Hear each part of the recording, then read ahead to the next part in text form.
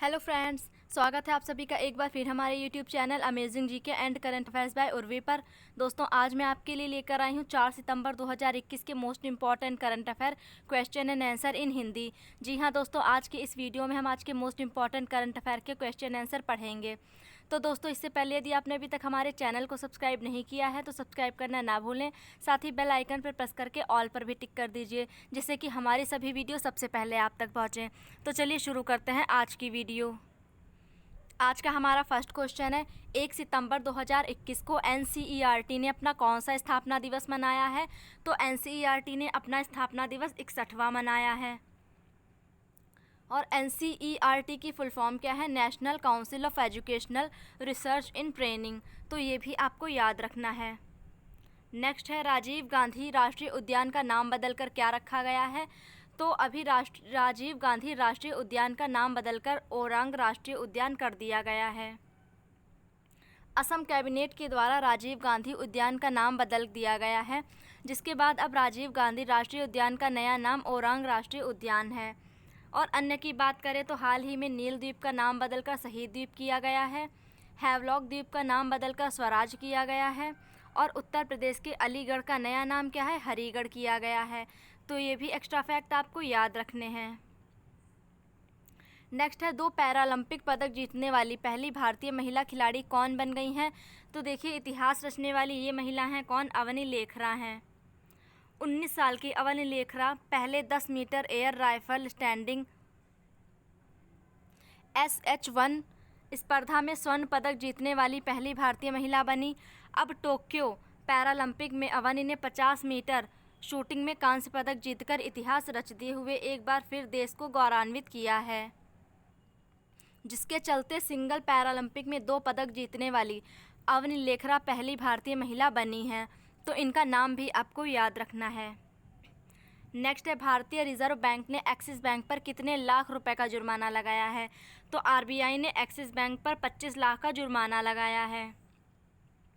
भारतीय reserve bank की KYC की गाइडलाइन का पालन न करने के कारण एक्सिस बैंक पर आरबीआई ने 25 लाख रुपए का जुर्माना लगा दिया है। और एक्सिस बैंक की स्थापना कब हुई थी? 1993 में। हेडक्वार्टर मुंबई में है। और सीईओ का क्या नाम है? अमिताभ चौधरी हैं सीईओ एक्सिस बैंक के। तो ये भी आपको याद रखना है।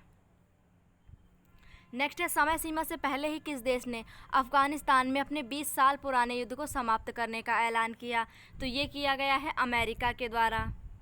अमेरिका के द्वारा समय सीमा से पहले ही अफगानिस्तान में अपने 20 साल पुराने युद्ध को समाप्त करने का ऐलान किया गया है।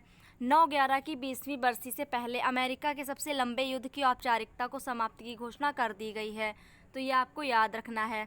जितने भी एक्स्ट्रा फैक्ट बताती हूँ ये भी एग्ज़ाम के लिए मोस्ट इंपॉर्टेंट हैं, तो आप वीडियो को ध्यान से देखिए और एक्स्ट्रा फैक्ट भी माइंड में ज़रूर रखिए।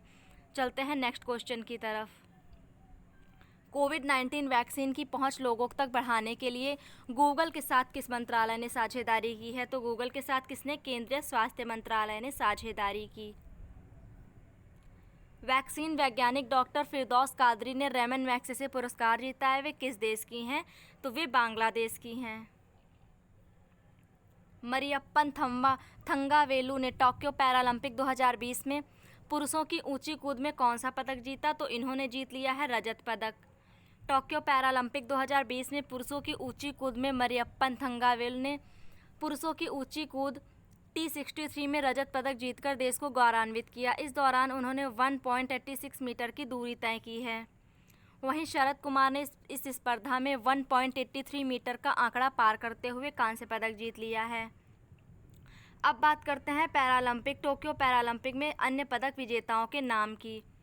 तो निशानेबाज अवनी लेखरा ने स्वर्ण पदक, निशानेबाज सिंहराज अधाना ने कांस्य पदक, भाला फेंक देवेंद्र झाझरिया ने रजत पदक जीता है, भाला फेंक सुंदर सिंह गुर्जर ने भी कांस्य पदक जीता है, योगेश कथुनिया डिस्क थ्रो रजत पदक, भाला फेंक सुमित अंतिल स्वर्ण पदक, हाई जंप निषाद कुमार रजत पदक और टेबल टेनिस वीना पटेल ने जीता है रजत पदक। तो इन सभी का नाम आपको याद रखना है। Central board of direct taxes के नए अध्यक्ष कौन बने हैं? तो ये बने हैं JP महापात्रा। तो इनका नाम याद रखिए, JP महापात्रा। विदेशी मुद्रा संकट को देखते हुए खाद्य आपातकालीन की घोषणा किस देश के राष्ट्रपति के द्वारा की गई है? तो ये की है श्रीलंका के राष्ट्रपति ने। श्रीलंका विदेशी मुद्रा भंडार में लगातार कमी के चलते हुए कृषि रसायनों और मुख्य मसाले हल्दी के आयात पर कटौती की जा रही है। व्यापार घाटे को कम करने के लिए श्रीलंका ने सिरका, टूथब्रश, स्ट्रॉबेरी, चीनी जैसे सैकड़ों विदेशों से आने वाले सामान को बैन कर दिया है। तो ये कौन कर रहा है? श्रीलंका के द्वारा किया गया है। पीपीपी मॉडल के आधार पर किस राज्य सरकार के द्वारा मेडिकल कॉलेज स्थापित करने की घोषणा की? तो ये किसने की है? महाराष्ट्र ने की है। अलार करिस किस देश के नए राष्ट्रपति बने हैं? तो अलार करिस बने हैं एस्टोनिया के राष्ट्रपति। और ये किस महाद्वीप में है? ये देश है यूरोप में। राजधानी है इसकी तालिन और करेंसी है यूरो। और राष्ट्रपति कौन बन गए हैं? अलार करिस बन गए हैं। दी वर्ल्ड यूनिवर्सिटी में टॉप पर कौन रहा है? तो THE वर्ल्ड यूनिवर्सिटी में ऑक्सफोर्ड यूनिवर्सिटी टॉप पर है। पूरे विश्व में THE वर्ल्ड यूनिवर्सिटी में ऑक्सफोर्ड यूनिवर्सिटी टॉप पर है। और भारत की टॉप पर कौन सी रही है? IISc बेंगलुरु। तो भारत का भी आपको याद रखना है। फ्रेंड्स, वीडियो का एक एक प्रश्न आपके एग्ज़ाम के लिए मोस्ट इम्पॉर्टेंट है, इसलिए आप वीडियो को अंत तक ज़रूर देखिए और स्किप ना करें। नेक्स्ट है ग्रामीण महिलाओं के लिए साथ योजना किस राज्य सरकार ने शुरू की है? तो महिलाओं के लिए ये योजना शुरू की है जम्मू कश्मीर ने। उपराज्यपाल मनोज सिन्हा के द्वारा केंद्र शासित प्रदेश जम्मू कश्मीर में ग्रामीण महिला उद्यमियों को बढ़ावा देने के लिए साथ योजना की शुरुआत की गई। इस योजना के तहत वहां की सभी ग्रामीण महिला घरेलू उत्पाद में अपना अपना योगदान देंगी। महिला उद्यमियों को उनके व्यवसाय उद्यमों को बढ़ावा देने के लिए गहन परीक्षण तथा क्षमता निर्माण कार्यशालाओं के माध्यम से सलाह व सहायता प्रदान की जाएगी। तो ये आपको याद रखना है कि ये योजना शुरू हुई है कहाँ? जम्मू कश्मीर में। वित्त वर्ष 2020 के लिए मॉर्गन स्टैनली ने भारत के GDP को कितने प्रतिशत रहने का अनुमान लगाया है? तो कितने प्रतिशत रहने का अनुमान है? 10.5%। किस सरकार ने हिम तेंदुआ को राज्य के पशु और काली गर्दन वाली क्रेन को राजकीय पक्षी घोषित किया? तो ये कहाँ का हुआ है? लद्दाख का। तो लद्दाख सरकार के द्वारा केंद्र शासित प्रदेश लद्दाख का राजकीय पशु हिम तेंदुआ बना है और राजकीय पक्षी काली गर्दन वाली क्रेन को घोषित किया गया है। विश्व का पहला plant based smart air purifier किस IIT संस्थान के द्वारा विकसित किया गया? तो ये किया गया है IIT रोपड़ के द्वारा। दुनिया का पहला plant based smart air purifier भारतीय प्रौद्योगिकी संस्थान रोपड़ तथा कानपुर के वैज्ञानिकों और दिल्ली विश्वविद्यालय के प्रबंधन अध्ययन संकाय के द्वारा विकसित किया गया। स्कूल, कार्यालयों, अस्पतालों तथा घरों जैसे इंडोर संस्थानों में ब्रेथ लाइफ वायु शोधन प्रक्रिया को ये बढ़ावा देता है। तो ये किसने विकसित किया? IIT रोपड़ ने। तो ये भी आपको याद रखना है। फ्रेंड्स, वीडियो के अंत में कल का क्विक रिवीजन भी है जो कि एग्ज़ाम के लिए इम्पोर्टेंट है, तो आप वीडियो को लास्ट तक ज़रूर देखिएगा। नेक्स्ट है किस मंत्रालय के द्वारा नैनो विज्ञान और प्रौद्योगिकी मिशन को लॉन्च किया गया? तो ये किसने किया है? विज्ञान और प्रौद्योगिकी मंत्रालय ने।